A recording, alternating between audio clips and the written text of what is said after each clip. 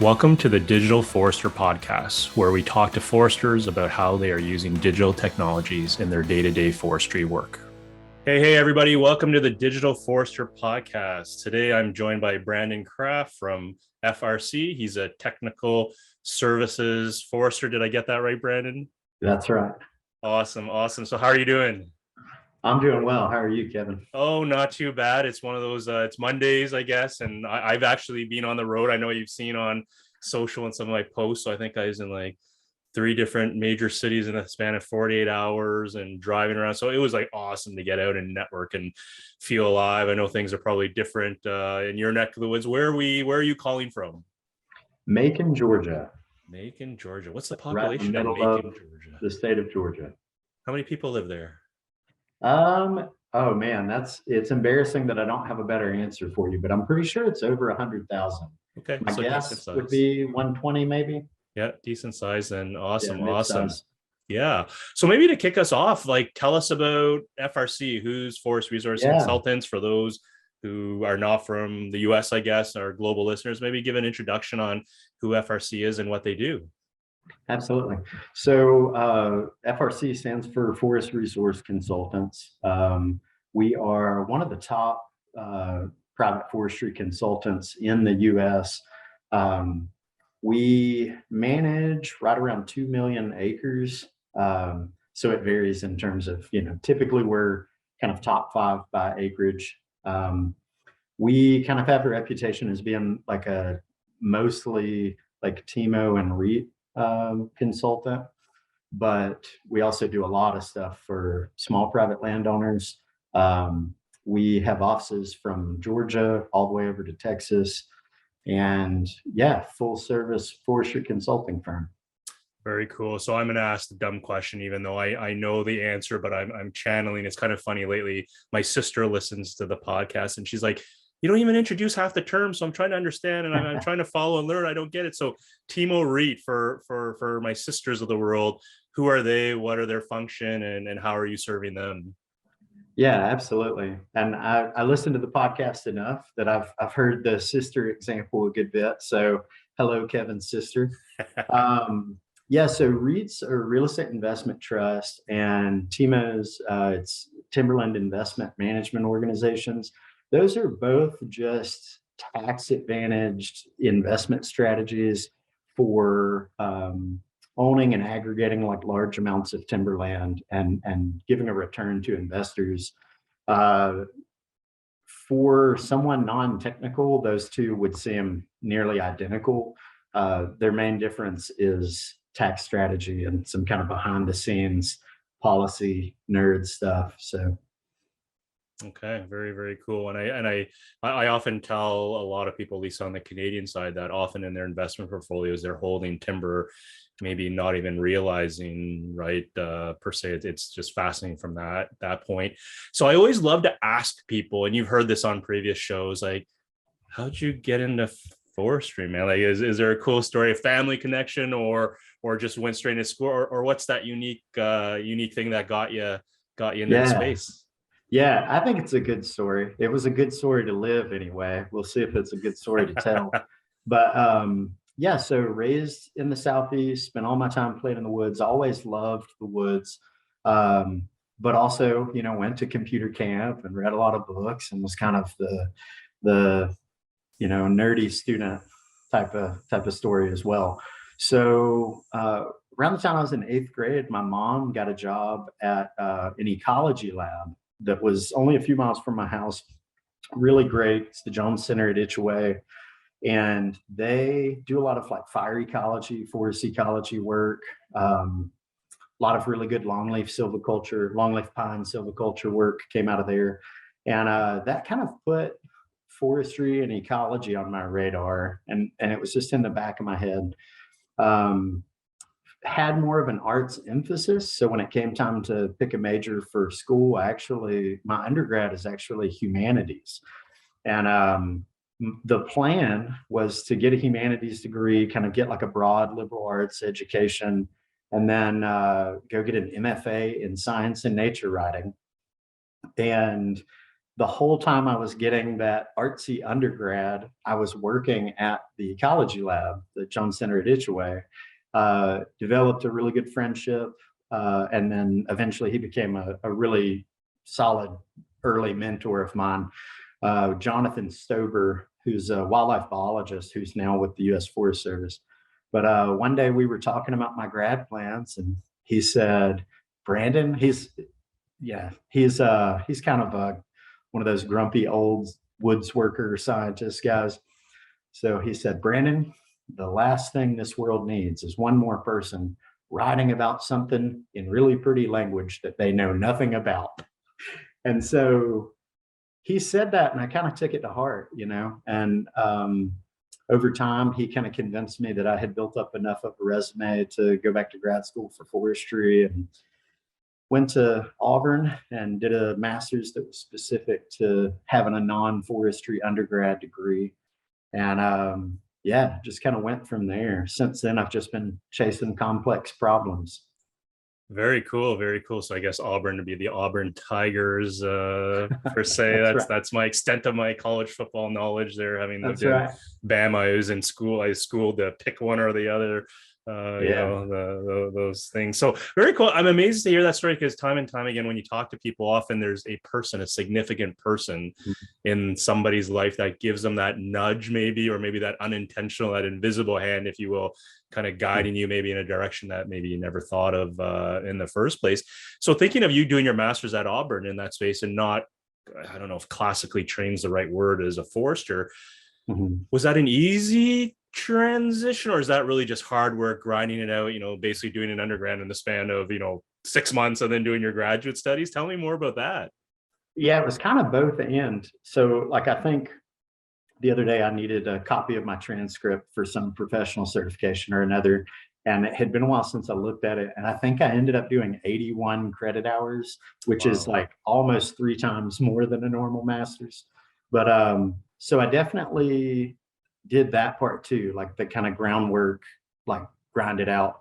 But I also think it was easier because I had that work background. So um, itch away. It's just a pretty unique, like world-class research environment. Did a bunch of data collection over the course of, I think it was 5 summers total. And I mean, over the years, I've met a dozen people who did masters and PhDs with data I collected, and eventually it was like, oh yeah, like, even though I didn't know what I felt like I didn't know what I was doing at the time. I was doing the same thing a lot of young foresters do. um, Really complex inventory. Like, so the biggest difference was probably that it wasn't, prism plots. It was, like really complex, like stratified samples and permanent plot installations, and pretty similar actually to a lot of the plots that are being done for carbon now. So that's kind of cool. A lot of my forestry colleagues are just now learning about some of those permanent plot designs that I was doing in the early 2000s. And so yeah, definitely a bit of both, and just tried to fill in gaps over the Mhm. years as I found them. Very cool, very cool. So all I'm hearing is that you've got to have like thousands of publications as co-author, because they're all leveraging your data set, right? So you gotta be a well-cited individual, right? I need to get in, figure out how to get in that queue. There you go. There you I don't go. think anybody's ever given me credit. I was just an hourly worker. They probably gave Jonathan Stover credit, my mentor I mentioned, but Yeah, yeah, yeah. So genius on the mentor's part, right? He that's get right. Brandon do this, and yeah, there we go. More props for Exactly. me. I say that jokingly, of course. Very cool. So in terms of the career, so you went to study, and then what happened? Then you finished, graduate from Auburn, and then boom, straight into technical forester role, or was there a journey there? Yeah, yeah. So I my we were pretty tied to one spot because of my wife's job when I came out of Auburn. And like any good grad student, I started kind of laying the groundwork like a year before graduation and trying to figure out where I would land. And all of the contacts that I had maintained didn't have any open positions. It was like 6 months out from graduation, and then 2 months out from graduation. And thankfully, about a month before graduation, I was just making a phone call, touching base with a friend, and I had brought up, positions, and the way he worded it was, we don't need somebody full time right now, but man, I sure wish you could help us 10 hours a week. And all of a sudden I thought, huh, a couple other people have said that. And so I started piecing it together and doing the math in my head. And I was like, I think I've got a full time schedule to start my own firm. And yeah, as soon as I graduated, came out of school, started a forest service provider firm. Um, I think it was right at the 7 month mark. I was able to hire one of my friends. I pieced together enough of a schedule for two Nice, people. nice. And by the end, I actually had built up to a 7 person firm, including myself. So Wow, I didn't know that. Very cool, very yeah, cool. yeah, yeah. It was fun. It was a lot of fun. It was a lot of hard work. It Yep. was a grind, and there were definitely times Yep. where I was way in over my head. And that's kind of why, like I always mention mentors, because they were just a handful of people that I just bugged so much, just didn't hesitate to pick up the phone and say like, hey, I don't know how to do this. Should I take the project or should I not? And more often than not, my mentors would say, take the project, I'll help you work through it. And just did that over and over again. I was in business for right at 4 years, and it had just got to a point in terms of work-life balance that not having family startup money and not having kind of like not having resources other than just constant bootstrapping in order to grow. I got to a point where I was like, okay, like I can either go and borrow an insane amount of money in order to grow to the next like economy of scale, or I can like stay at this awkward in between. Like 7 people's is that's a pretty big firm for a Yeah. forest service provider, and but not quite big enough for that. You get into the 20, 30 forester company, and you really get a good economy of scale. And I talked to my wife about it, and I just decided, that would be really fun too, but I think what I really want to do is find a job that will allow me to stay more current with technology. So that's the tie-in for technology. Actually, when I interviewed at FRC, I said, the one thing I miss about having my own company is I didn't get to try a lot of new technologies, right? Hmm. Like any budget was coming straight out of my pocket. So like for that brief time, even though I've been an ARC user since 2004, during that 4 years, I was open source GIS. I switched to QGIS, which I love, but Oh, I didn't it know was that. That's it. I can't talk to you anymore. This podcast has to end. Oh, that's it. I'm just that's right. joking.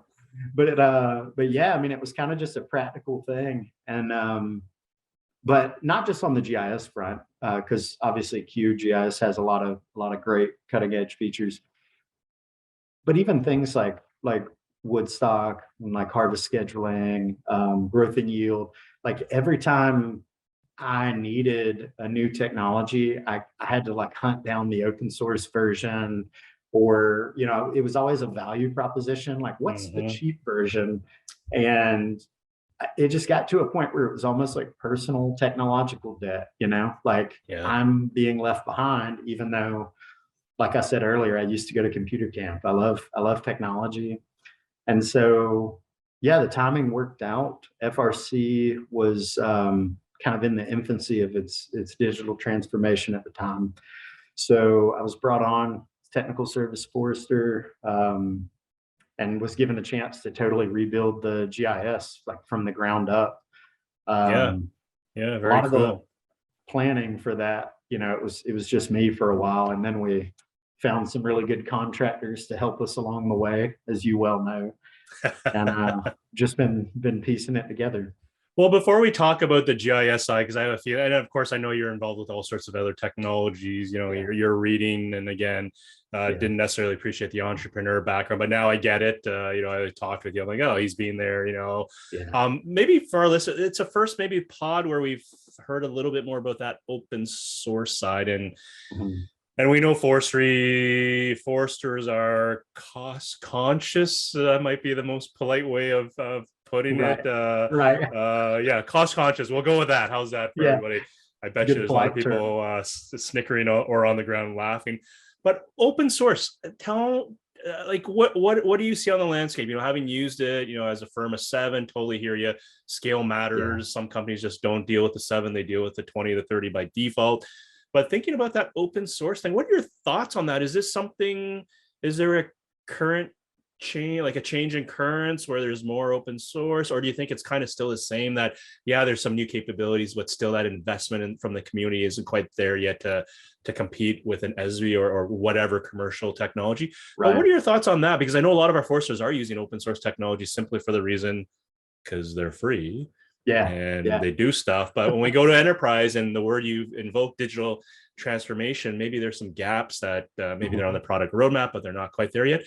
But having been a user of open source, like what do you think? Like, given where you are now, do you think foresters really should continue embracing that, or do they have a certain space of use, or what are your thoughts on open source GIS and forestry applications? Yeah, that's a really good question. So I have been asked that several times just because I'm the change agent asking for a budget for GIS stuff. And every once in a while someone will say, well, why don't we use open source this, open source that?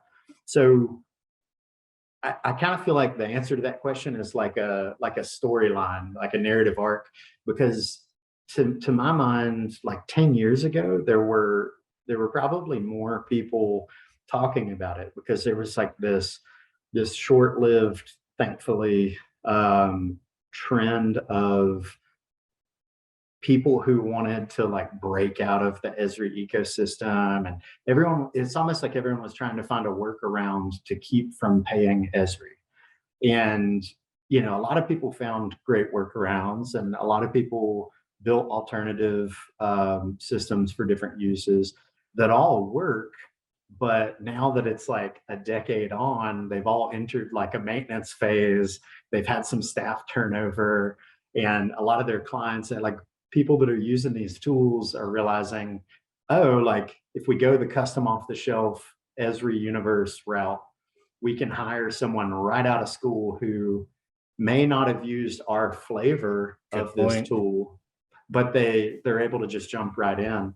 And so to me, I think it's about return on investment. And like in a 7-person firm, the return on investment for Esri licensure it's a tough case to make, because the mapping and spatial analysis isn't central to what you're doing at that scale, because it's a small enough scale that the questions don't necessarily require complex answers, right? And then the bigger you get, the bigger the questions become, and you start needing to do some like remote sensing or spatial analysis, or like you start adding to that stack.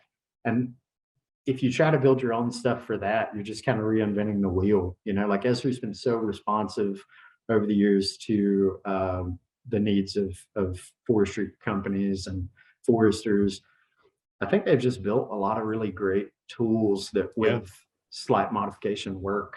Um, Yeah, yeah. Well, definitely when we think about that, is I got pulled in the debates of that nature, and I'm sure you have, just by like open sources Esri, and I don't really think it's about open source versus Esri versus just, in some people they just have a hate on for Esri for whatever reason, and to each their own type of thing. But I often think of it as, what problem am I trying to solve?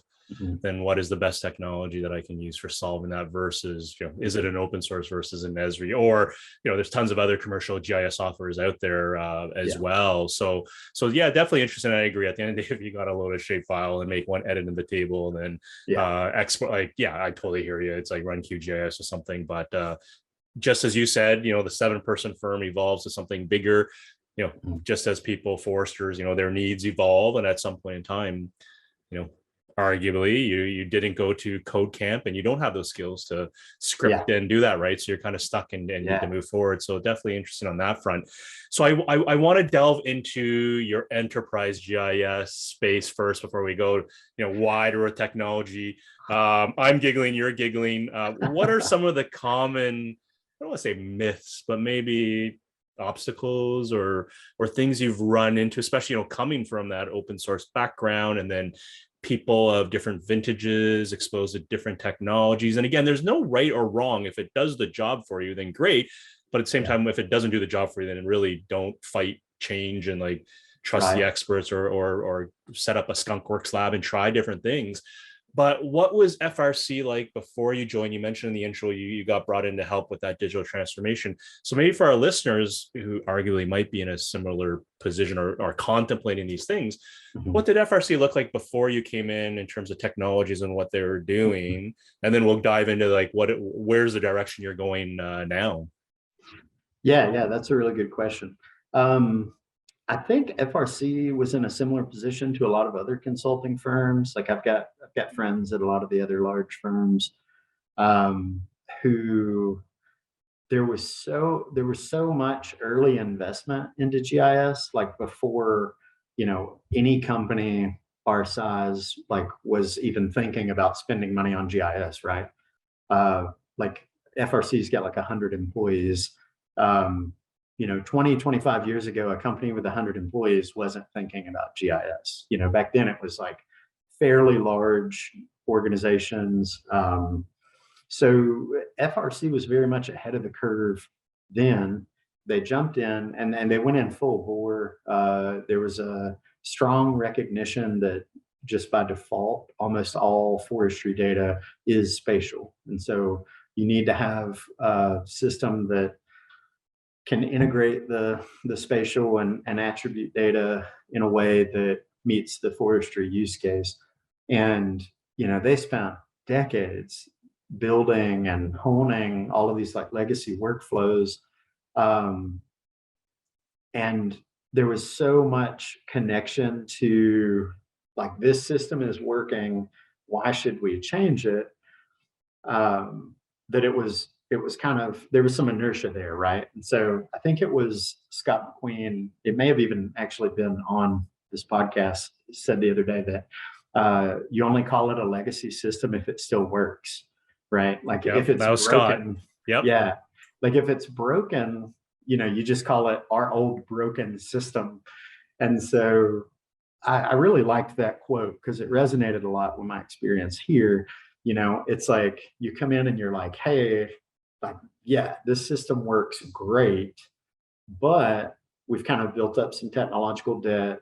We've gotten to a point where there are sections of this system that are maybe gone off into a cul-de-sac or a dead end that need to be reined in. And there needs to be some sort of strategic thinking about those systems, but also geospatial strategy and what those business lines look like going forward.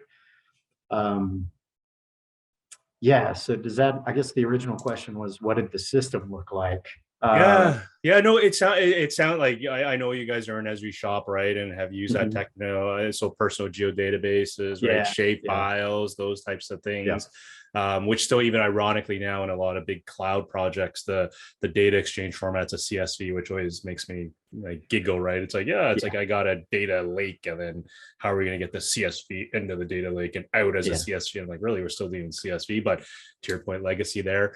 So definitely interesting from that point of view. And what do you think was that moment within FRC where was there a trigger event or something that then said like, oh, it's like we really need to I don't know if pivot's the right word, but maybe Mhm. take a step back and look at what we're doing and see if there's a better way. Was there such a moment within your firm?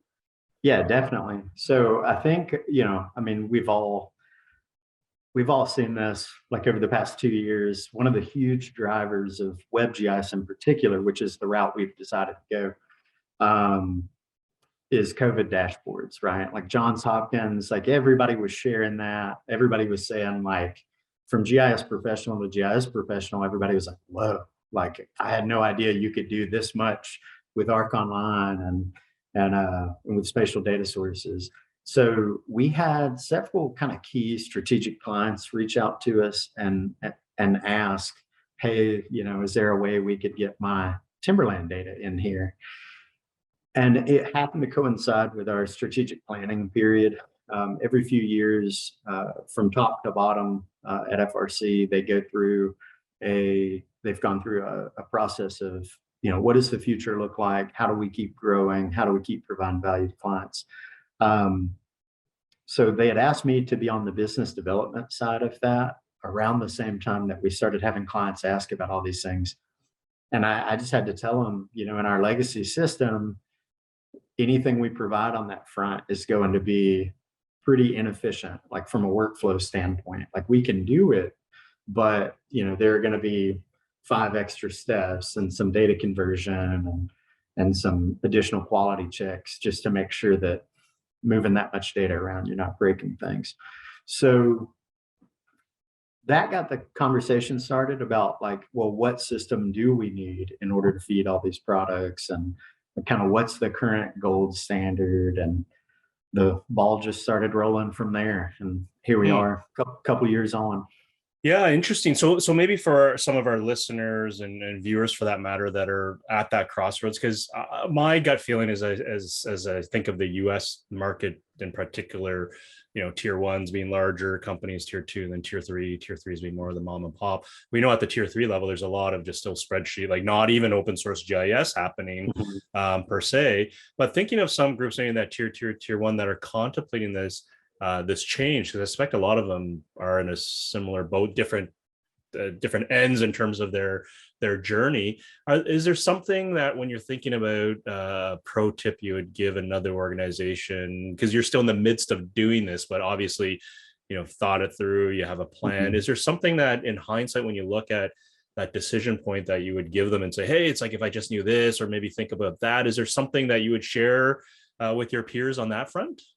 Yeah, absolutely. So you mentioned that your question was kind of more in reference to like the tier 2, but I'm going to back up a bit and talk about the tier 3 people, because I think they actually have more of an opportunity, right?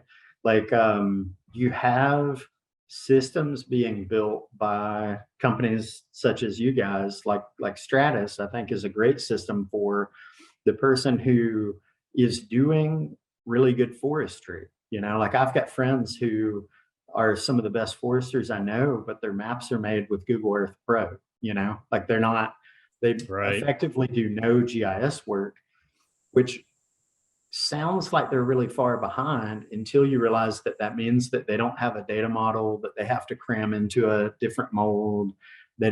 For them, it's not a digital transformation. It's like a digital birth, it's just a lot easier process. So what I've been telling those guys is like, a lot of them are older. It's like, you're going to retire soon. Like you want to get, this person to take over your business. You want to transition to the next like leadership in your company. I think for those people, it's an exciting time, because it's more of a, here's my data, show me how it works in your system, instead of, at the higher tiers, the business rules that have built up over decades of dependence on GIS. Yep. Like those business rules are the really difficult part. Yeah. At the tier 2 level, I think the best advice I could give would be read up on geospatial strategy. So I've read everything. There's this guy at Esri Canada named Matthew Lewin. And at this point, I think I've literally read everything that he's written. I think they're just doing such great work up there on how to affect change and plan for the future of a GIS in a way that isn't solely systems focused. Like I think people often want to treat, even at medium and large size organizations, people want to treat GIS like it's an app that they install, and when they're done installing it, like boom, we're done. We've achieved enterprise, rather than like the way we would treat any other business line, where you have to develop the use case, figure out what problem it's trying to solve, figure out the most efficient way to solve it, and then build your systems out, right? Right. Uh, I think that was, if I had it to do over again, I would have started on the geospatial strategy side. But because initially my role in the GIS restructure was so informal at FRC, initially it was just, you get an email from one of your board members and they have a question and you answer it and you go back to client work. I think if I had it to just completely start over again, I would have started with what's the overall strategy first, and then what are the systems? Like, we just had a couple dead ends before we landed on the solutions that we've chosen to go with. I think those dead ends would have been avoided if we had built the case for the investment before Right. we started building the system. Right. And sometimes you need to hit the dead ends, right, to get to that conclusion. But obviously, preferably, if we're the ones you can avoid, would be beneficial. So what I'm dying to know now. So FRC, like you're pushing more into the Esri space, right? So at one point in time, was there ever a consideration to go a different route, or even as you guys were looking at building out your forest management system, looking at different options?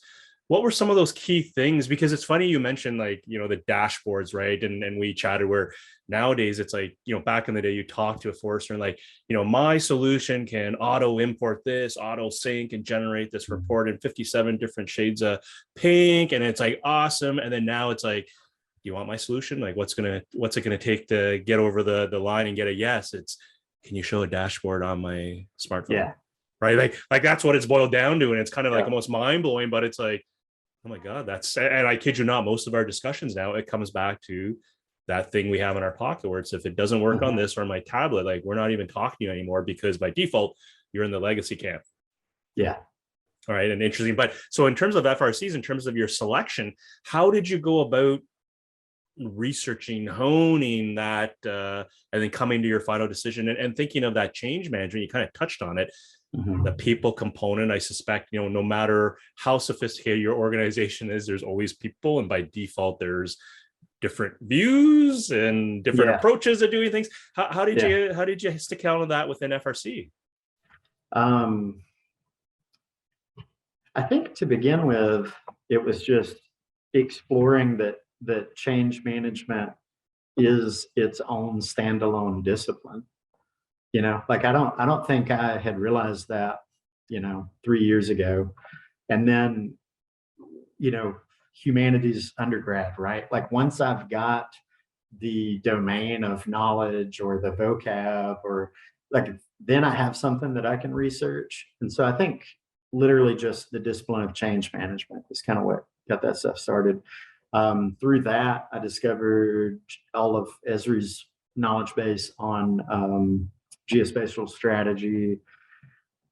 The vendor question is a kind of a separate thing. I'm really big on open source intelligence and networking and just talking to people. I mean, because I feel like that's how our conversation got started. I just reached out and started a conversation. So far, at least in my experience, forestry as a whole, GIS within forestry, GIS outside of forestry, like you have all these communities where people actually really like to talk about what they're doing. And, there's always an aspect of every conversation where the person can't say exactly what they're working on, but you can at least talk about it in general enough ways that you both come away smarter for it.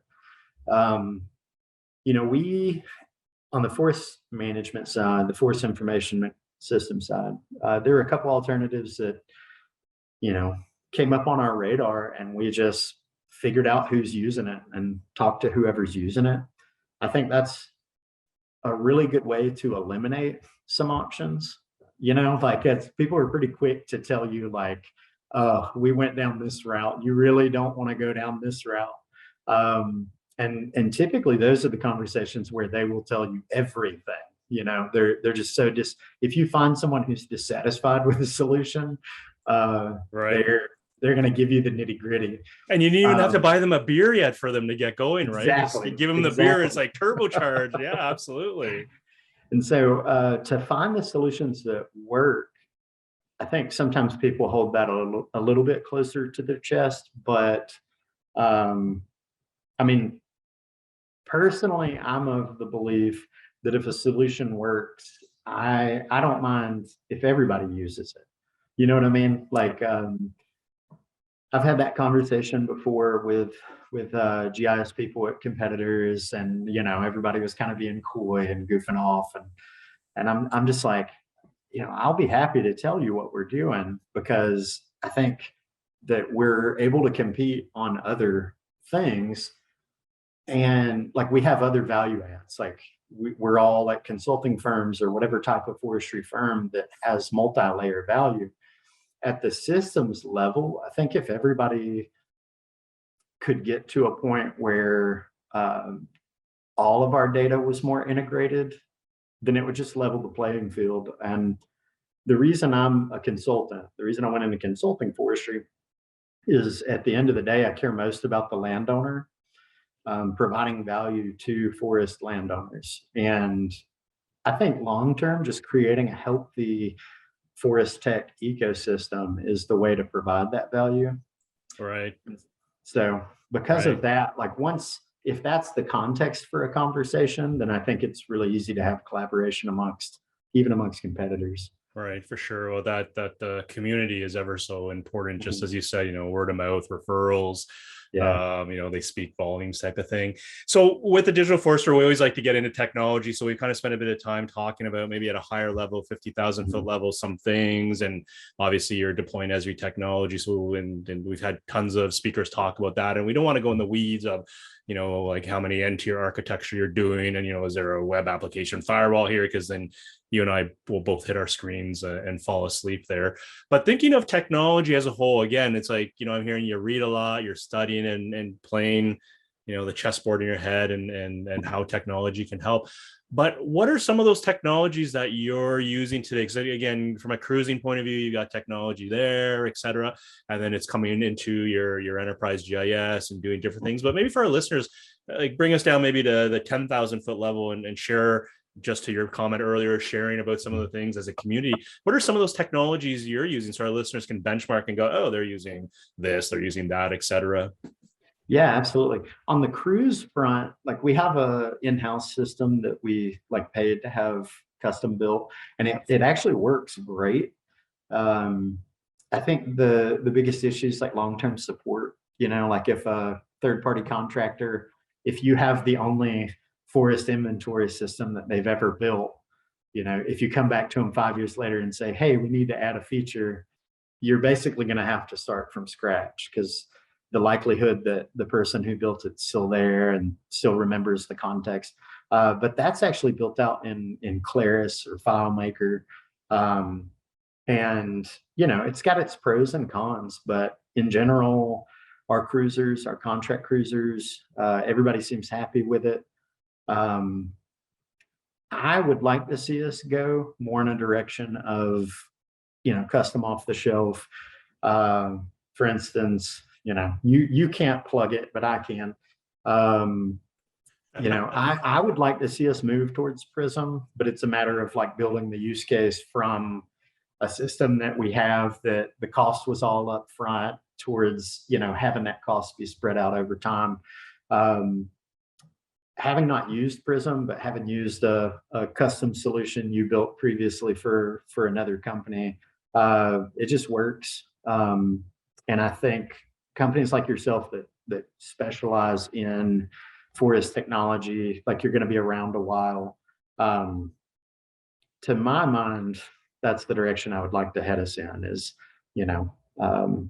less custom, more custom off the shelf from actual forest technology companies.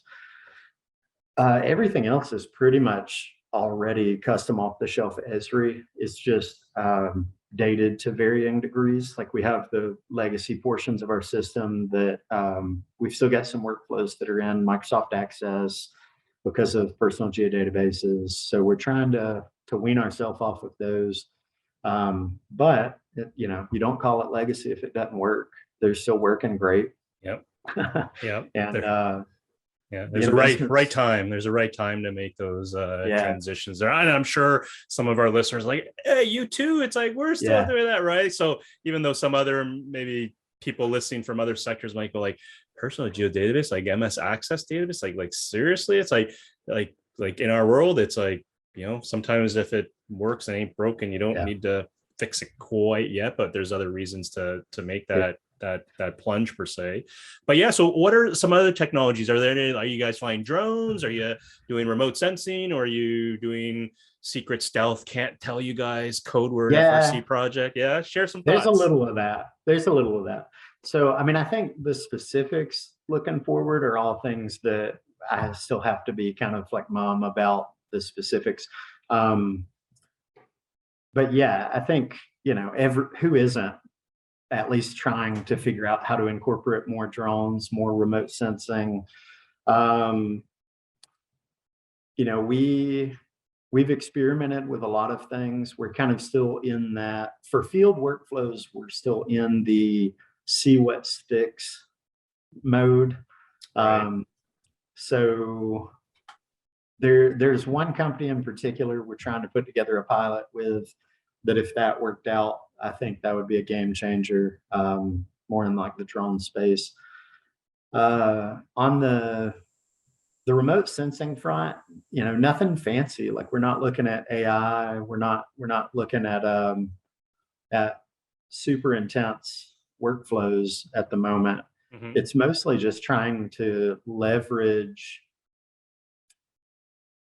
the movement in satellite imagery and remote sensing of just cost rapidly plummeting, right? I mean, like the cost went down so quickly that if you're not exploring it, why? So we're definitely in the camp of those companies. I think some companies already had enough remote sensing expertise in house that as soon as the price went down, they already had like operable workflows. For the most part, we're still ad hoc on that. Like Right. each GIS specialist is kind of exploring their own data sources, and it's more of a siloed type thing. But we are trying to move it out of Yeah. that. Yeah, very cool. Well, it's amazing to hear that because again, you're thinking like a forestry consulting company, right? Leveraging Earth observation, drones, technology. And I still think back to an SAF, a Society of American Forester event. I think Steve Weiland, their editor, had to, and I don't know if you were there, he had to talk about what the future, I think it might have been Columbia, but he had like the F-150 truck roll in, and then on the back there was a drone, and the forester came out, and right away the drone kind of lifted off and then went to do some recon from the Yeah, air.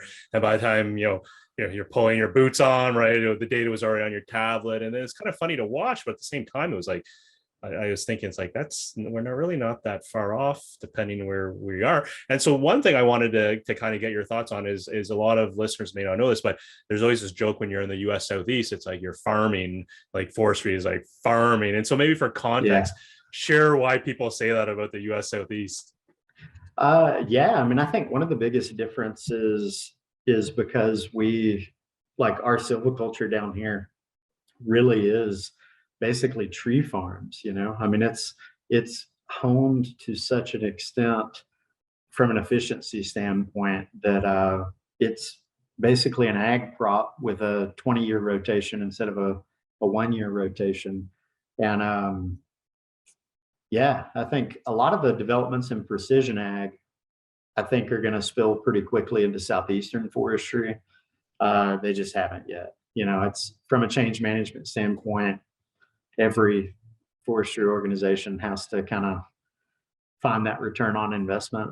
There's some things where they've made it work and some where they haven't. But drones, especially the way you just described, to me, the key to success with drones is every field forester has to have one in their truck. Right. Like over the years, I've had colleagues that are like, well, what if we just had this team of like 4 or 5 pilots? It's like, no, like it's got to be scaled. Like if you have to have a drone specialist drive to that stand separately from the actual field forester, it's like, well, there goes all of your cost savings, right? Yeah. Uh, so what I see happening is more like enterprise scale drone solutions.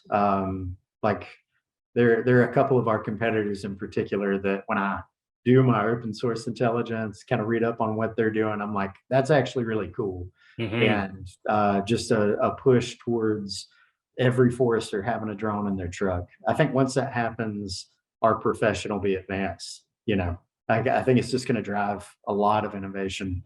Um, Having the pipeline for that data is a big thing. I've seen some companies who assign drones, but every forester's just kind of like looking at it on their iPad, and then that file gets emailed to somebody, or it's like it's all still just siloed data. Yeah. Yeah. Well, even to that point, it may not just be one drone, right? Like maybe Mhm. multiple in the toolkit that all go off and do Yeah. their own thing, right? Who knows? So that's a good segue. Thinking of the time we have, it's like, I always love to ask people from that technical background, like that 1 year, 3 year, 5 year, 10 year, whatever horizon. We you kind of alluded to like short term where you're seeing the value of Mhm. drones, and again, that should be no surprise to any of our listeners, viewers, just watching the landscape. There's people in the news, planting using drones, doing mensuration work or cruising via drones. Like it's kind of all over the place. And truthfully, on our side, Mhm. the only reason we're not as active is because if you can go to Best Buy or whatever Staples and buy that drone, then it wasn't really our unique value proposition space Mhm. there, but exciting nonetheless. But based on your readings and the seat you're in as a technical forester, share some thoughts on what maybe three, or I won't push you out to 10, but maybe that 3 to 5 range type of thing. Like, what are some of the key things you're seeing, at least for the US Southeast there? Because again, geography matters. Yeah. Some technologies that are applicable, like in Canada, as an example, probably Mhm. may not make sense in the US Southeast. Labor costs are lower type of thing. It's not as hilly and mountainous per se. But take us out 5 years out, flash forward, it's like, Mhm. now you've grown that entrepreneur firm within FRC. You're Mhm. now like that 20, Brandon's leading a team at 20, like beat your chest. And then like 5 years out, what does that look like? What does that technology Yeah. stack, suite of tools look like from your open source scans and you're thinking about it? Mhm. Yeah, I mean, I think I will like back up just real quick to the 1 year. I think at the 1 year level, one of the things that surprised me recently, just really doing a deep dive on the drone sector, is I think we're 1 year out from some really powerful mensuration tools, drone based like forest measurements. I think there are already existing like drone enhanced cruises that are far enough along as to be operable in the southeast, especially where you've just got more uniform stands. Um, I mean, one company that excites me in that regard is Tree Swift. Man, like every time I hear anybody from Tree Swift talk or look at any of their demos, I've talked to them quite a bit. Their technology's there, and I'm excited to see what they do. 3 years out, especially on the drone front, I see more like payload stuff coming into play. So observation is one thing where you've got like a reasonably sized drone that maybe just has a suite of sensors. um, if you had asked me a year ago how long it would be before we were using drones for site prep, like I was pretty skeptical about any drone based work that required a heavy payload until the past year. Like I've started to see some pretty cool experimentation with like herbicide. We don't do any direct seeding in the southeast, but I mean, in other regions where direct seeding is more of an option, like reforestation with seeds from drones seems like it's easily within the 3 year timeline. Um, on the Earth observation front, I think what excites me most on the 3 year timeline is SAR. Like just looking at the rapid increase in synthetic aperture radar, how quickly the sensors are able to get really good data from really far away, and looking at several of the Earth observation companies experimenting in that direction. I think within a few years, we will be getting really good satellite based 3D data in a way that we're not getting in a cost effective way right now. And that excites me. I mean, I think road layout, um, best management practice compliance, erosion control, a lot of the like ESG geared aspects of investment timberland, I think get a lot easier when you have 3D data. And then once the technology is more precise, I think it starts to have ramifications for growth and yield, feeding more data to biometricians in a way that enhances our modeling. I Hmm. see that as a huge win. Yeah, interesting. So I'm going to ask the taboo question, and now you're like, oh God, now he's going to ask it. Do you envision a world where there's no foresters boots on the ground? I don't. I don't How actually. And come? here's why. So I think I think that no matter how automated data collection becomes, there's still a, silviculture is the art and science of applying forest ecology and managing forests for human objectives. And there's always going to be the art side of that, and there's always going to be the human objectives side of that. Uh, Say on the 10-year timeline, we said we weren't going to talk about the 10-year timeline, but imagine on the 10-year timeline where every data point that needs to happen can be collected by a drone that's off flying autonomously. Maybe it's because I'm a consummate networker and a people person, but I just imagine in that scenario, I'm still standing there talking to the landowner, you know, like it becomes technology then becomes a tool that feeds um, the human side of the process. So you're still going to always need to talk to the landowner to better understand what they want from their property. Um, I mean, even now, as a technical forester, some of our clients that are real heavy on the data management side, I basically serve as the account manager, and they'll call and they'll talk to me about family transitions and wanting to build a legacy for their kids. There's no data point for that. Like there's nothing that goes into our database, but it's like it's what makes the job enjoyable for me, but it's also what makes owning that land enjoyable for them, right?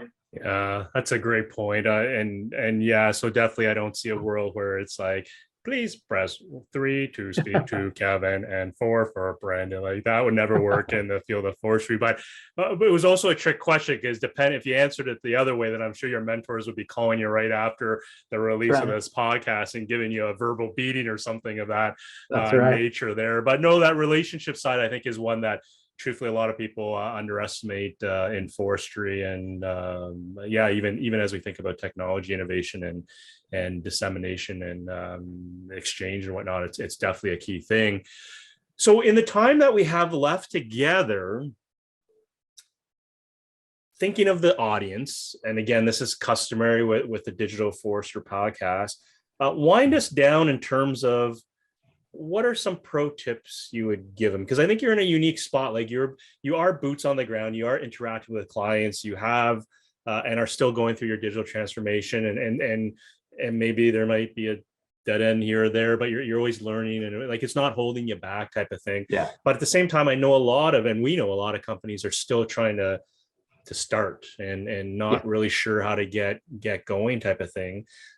So thinking of that and your experiences, like is it really about learning that's the key thing, or is it really about just taking the plunge, taking that first step Mhm. forward, or is it partnering, like to your point over earlier, like the community, the forestry community, even though there's still similar business lines and there's Mhm. competition, there's still a strong sense of collaboration Mhm. within the community. So just thinking of that, as we wind down, what are those things, those best practices that Brandon Craft as technical services forester would impart to his peers, because they're all listening. I know we're special, right? So they're all listening. This is going to go viral.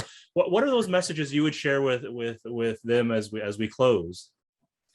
Yeah, I would say if you're going to begin any transformation, any forward-looking strategy, read up on all the change management stuff first. The one thing that I learned about halfway through the process that I think would have helped the most. Like, if nothing else could have changed except this one thing, it would have helped tremendously. Is figure out who your executive sponsor is. I think the tendency, if you haven't thought through change management a lot, is to just assume it's your boss, or even to assume it's your boss's boss. Like, we tend to think, very usefully so in a business context, we tend to think like sort of chain of command, whatever the org chart looks like. But I think one of the things that I wouldn't have thought about before is sometimes you have to like kind of move laterally on the org chart and find the nerdiest decision maker in your company and sell them on it, get them excited about it so that they go and talk to all the other decision makers and kind of help you build that coalition. Because if you're at the tactical level, um, you don't see everything. Like you're doing the piece that you know how to do, but you got to find somebody who's at that strategic and organizational level who still sees value in whatever solution you're trying to build. And they can help you hone your message in ways that you couldn't have on your own.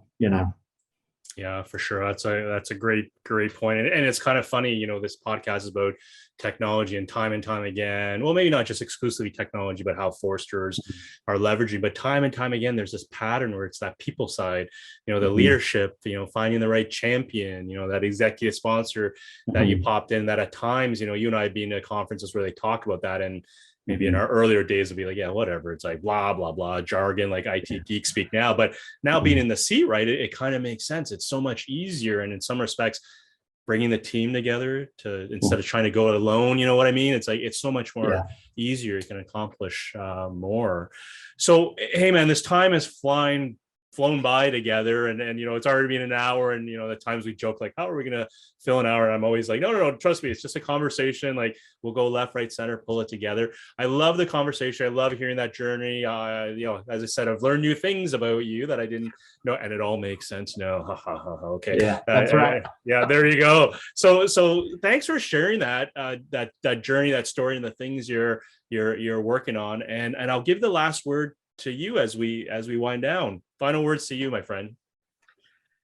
Well, I mean, in the spirit of collaboration that I mentioned, I don't really ever speak to any group or do anything like this without saying, get in touch, reach out.